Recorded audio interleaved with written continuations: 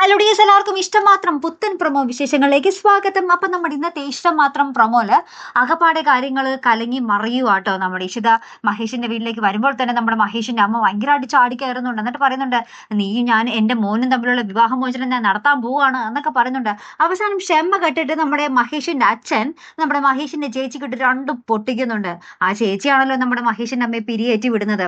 അപ്പൊ അപ്പുറത്ത് അങ്ങനെ കോലാഹലങ്ങൾ നടക്കുന്നു. ഇപ്പുറത്ത് നമ്മുടെ ഇഷിത നമ്മുടെ മഹേഷിനോട് ചോദിക്കുന്നുണ്ട്, നമ്മളുടെ ബന്ധം വേർപെടുത്താനുള്ള അധികാരം മഹേഷ് അമ്മയ്ക്ക് കൊടുത്തു എന്നൊക്കെ. മഹേഷും കുറെ രഹസ്യങ്ങൾ ഉള്ളിൽ കൊണ്ട് നടക്കുമല്ലേ എന്നൊക്കെ നമ്മുടെ ഇഷിത നമ്മുടെ മഹേഷിനെയും ചോദ്യമൊക്കെ ചെയ്യുന്നുണ്ട്. അപ്പൊ മഹേഷ് ആണെങ്കിൽ ഒന്നും മിണ്ടുന്നില്ല കേട്ടോ. ഇഷിത പറഞ്ഞത് ശരിയാണല്ലോ, അങ്ങോട്ടും ഇങ്ങോട്ടും കുറെ രഹസ്യങ്ങൾ വെച്ചുകൊണ്ട് നടക്കുക നമ്മുടെ ഇഷിതയും മഹേഷും അല്ലേ.